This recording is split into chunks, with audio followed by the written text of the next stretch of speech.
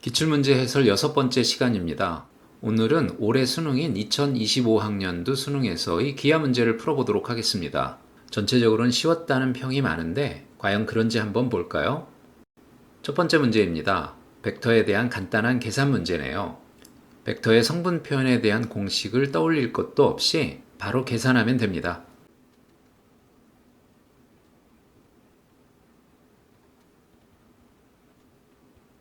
이것이 6이어야 하고 K는 3이 얻어집니다. 간단한 문제였네요.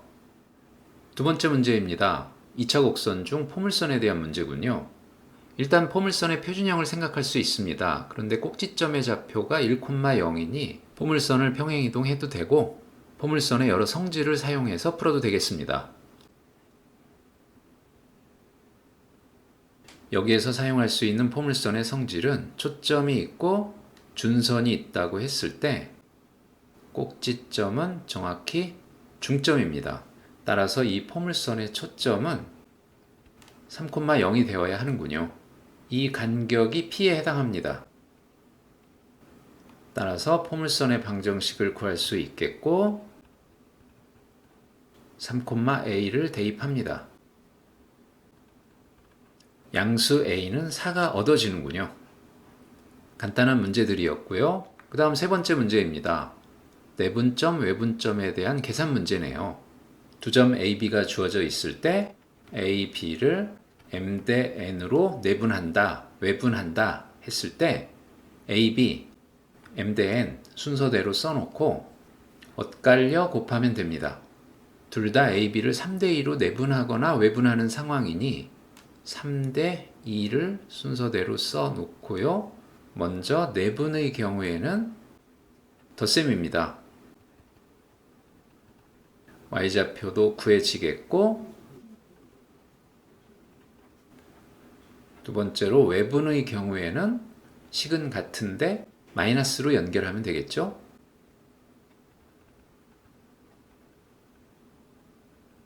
그런데 내분점은 지축 위에 있다. x, y좌표가 모두 0입니다. 외분점은 xy 평면에 있다. g좌표가 0입니다. 차례로 값을 구할 수 있습니다. 이들의 합을 구하면 되겠군요. 네 번째 문제는 2차 곡선 중 타원에 대한 문제입니다. 두 타원이 있고 직선 x는 n분의 1과 만나는 점을 생각하겠습니다. 대략 이와 같은 상황이네요. 이 점이 P에 해당하겠고 이 점이 Q일 텐데 각각의 접선을 그려 x절편을 구합니다.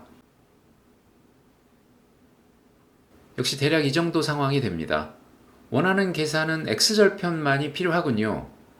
PQ의 y좌표는 구할 필요 없이 바로 접선 공식을 사용해 봅니다. C1에서의 접선은 P의 y좌표 y1의 값에 상관없이 x절편 알파는 2n입니다. 마찬가지로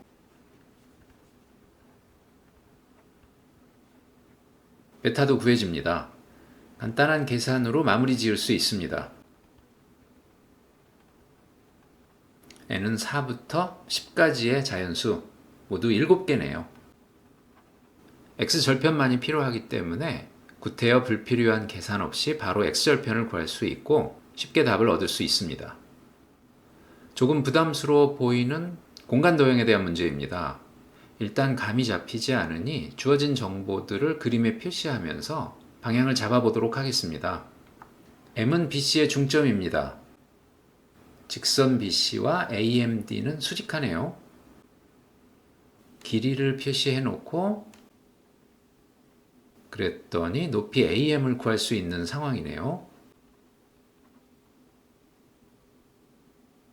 4입니다. AC의 길이가 6이라는 것을 알 수 있고 삼각형 AMD는 정삼각형이라 하므로 다시 CD의 길이가 계산됩니다. 이제는 어떻게 해야 할지 문제의 구조가 보이죠? 먼저 내저번의 반지름입니다. 세변의 길이가 664인 삼각형에서 높이를 구하니 4루트 2로 나오고요. 넓이가 구해집니다. 내저번의 반지름에 대한 담 공식을 쓸 수 있겠죠? 반지름은 루트 2가 얻어집니다. 문제의 구조가 잡혔기 때문에 그 다음에 해야 할 일은 명확합니다. 정사형을 만드는 거죠. 그런데 이 공식을 끝까지 쓸 필요도 없을 듯 합니다. A에서 수선의 발을 내리면 중점입니다. 따라서 ACD의 정사형은 이와 같고 중점이기 때문에 그 넓이는 MCD의 절반입니다. 길이가 2루트 5의 4였었죠? 2루트 5네요. 따라서 삼각형 ACD와 그 정사형과의 관계로부터 코사인 세타가 얻어집니다. 이제 마지막으로 내저번을 정사형 시키면 되겠군요.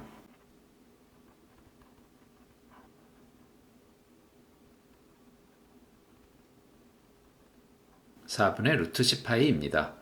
처음에는 조금 당황스러웠지만 길이를 표시해 놓고 보니 문제의 구조가 확실히 눈에 들어옵니다.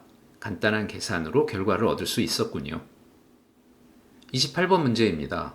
직각삼각형 ABC와 밑변 AC를 지름으로 하는 구가 있고 그 구를 직선 AB를 포함하는 평면으로 수직하게 잘랐군요. 원 O 위의 점 중에서 직선 AC까지의 거리가 4인 두 점을 찾아 그 길이를 구하는 문제입니다. 먼저 원 O 위의 점으로서 직선 AC까지의 거리, 즉 수선을 내리는 상황을 이해해야 합니다. 수선은 어떻게 내릴 수 있죠? 그냥 내린다고 생각하면 계산을 할 수가 없습니다. 반드시 3수선의 정리를 사용해야 합니다. 공간 도형에서는 가장 중요한 것이 3수선의 정리였죠? 그래서 곧바로 내리지 않고 수선의 수선 형식으로 수선을 내립니다. 그 거리가 공간상의 한 점과 직선까지의 거리가 되겠습니다. 이제 간단한 계산을 하면 됩니다. 원 O의 중심인 AB의 중점이 있고 반지름은 4입니다. 9의 중심이 있고 반지름은 5라는 것을 간단히 알 수 있고요. 원의 중심에서 수선의 발까지의 이 길이를 x라고 하겠습니다. 그러면 나머지 길이는 4-x가 되고요. 높이를 계산할 수 있습니다.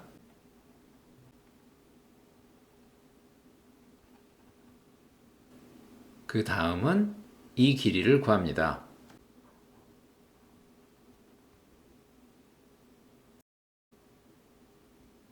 이 길이입니다. 삼각형 ABC와의 닮은 비로부터 간단히 구해집니다. 이제 이 길이가 4가 되길 원하기 때문에 마지막 계산합니다.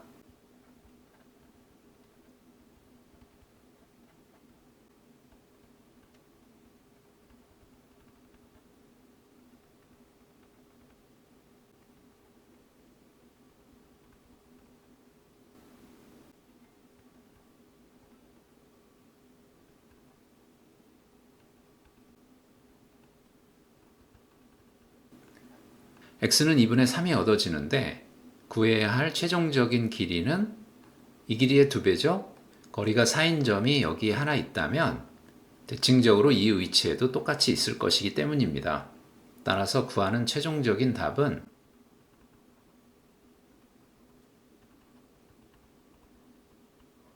루트 55입니다.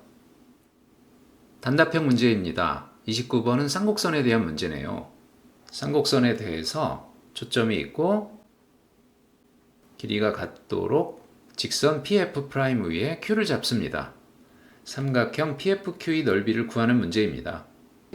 쌍곡선의 성질로부터 초점을 알 수 있습니다. 초점은 6,0과 마이너스 6,0이겠고요.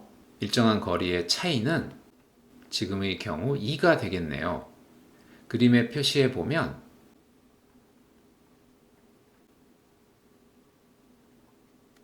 그런데 삼각형 QF'F와 FF'P가 서로 닮음이라고 합니다. 갑자기 중학생 문제가 돼버렸네요. 닮음비를 사용합니다.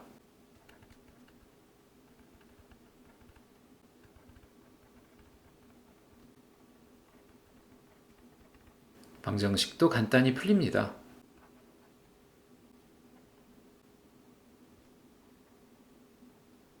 길이로부터 두 삼각형의 닮은비는 4대 3이 나오고 그 다음으로 간단히 삼각형 F'P의 넓이를 구해볼까요? 헤론의 공식을 쓰면 간단하겠네요.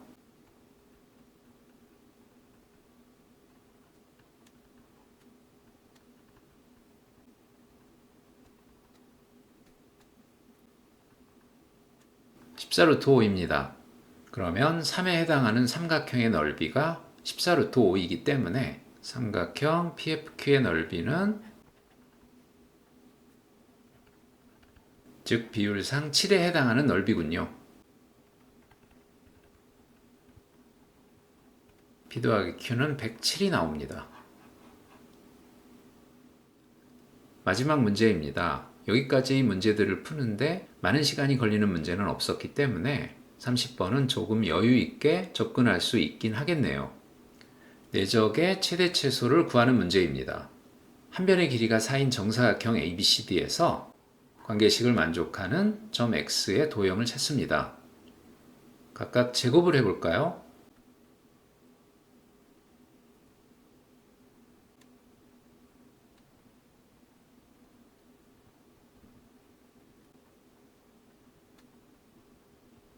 결국 이 식이 얻어지고 이 식의 의미는 무엇인가요? 직각이라는 뜻입니다.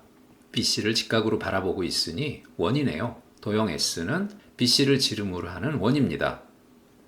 한편 이 도형 위의 점 P에 대해서 이 관계식을 만족하는 Q를 찾아야 합니다.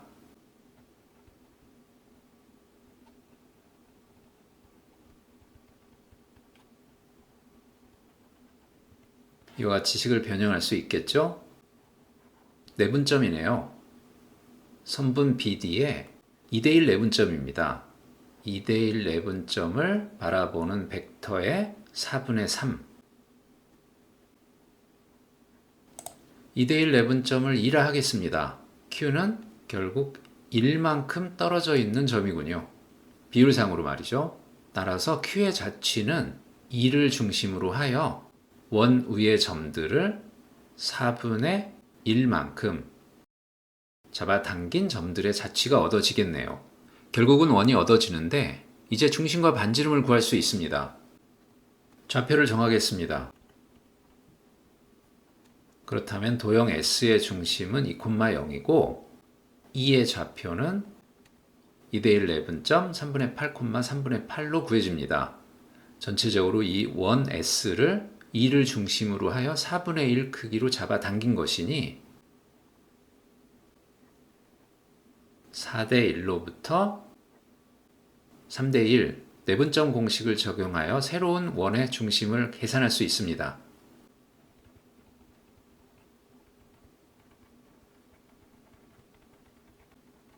2분의 5, 2가 얻어집니다. 반지름은 2였고 4분의 1로 줄이면 반지름은 2분의 1이 됩니다. 결국 최종적으로 Q의 자취를 알 수 있네요. 이제 마지막 단계입니다.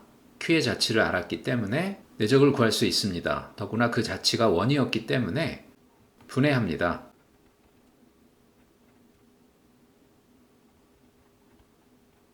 이때 5는 원의 중심이고요. 내적은 여러 가지로 계산할 수 있는데 여기에서는 내적의 정의보다는 성분을 이용해서 내적을 구하고 내적의 기하학적인 표현을 이용해서도 구해보도록 하겠습니다. 그림으로 표현한다면 벡터와 벡터의 내적은 수선의 발을 내렸을 때 이 길이 곱하기 이 길이입니다. 물론 방향이 반대라면 이 길이 곱하기 이 길인데 방향성 있는 길이로서 이 경우는 마이너스를 붙여줘야 되겠죠. 이 경우는 방향이 같아서 내적은 물론 플러스이겠고요. 이 부분은 성분을 이용해서 계산하겠습니다. AC 벡터는 4-4이고 AO 벡터는 2분의 5-2입니다. 내적을 계산하니 8이 얻어지는군요. 그 다음 AC 내적 OQ가 남았습니다. AC는 고정된 상수 벡터이고 OQ 벡터는 원 주위를 한 바퀴 돌 수 있는 크기는 2분의 1로 정해져 있지만 방향은 마음대로 정할 수 있는 상황입니다. 간단히 최대 최소를 알 수 있네요. 방향이 정확히 일치할 때, 방향이 정확히 반대일 때, 최대이고 최소인 경우입니다. 두 값을 곱하니 316이 얻어졌네요. 마지막 문제가 몇 단계의 판단 과정을 거쳐야만 해서 시간이 조금 걸리는 문제였습니다. 하지만 전체적으로 앞에서 나온 문제들이 쉬운 문제들이었기 때문에 충분히 시간을 사용하면서 정답에 접근할 수 있는 문제였다고 생각됩니다. 크게 눈에 띄는 문제는 없었고 30번 문제 같은 경우에는 문제를 단계별로 분석하는 방법, 내적을 여러 가지로 표현하는 방법, 상황에 유리한 표현법을 이용해서 문제를 푸는 방법 등에 대해서 연습하고 연구를 해봤어야 되는 그런 문제라고 생각됩니다. 이상으로 2025학년도 수능에서 이 기하 부분 문제를 풀어보았습니다.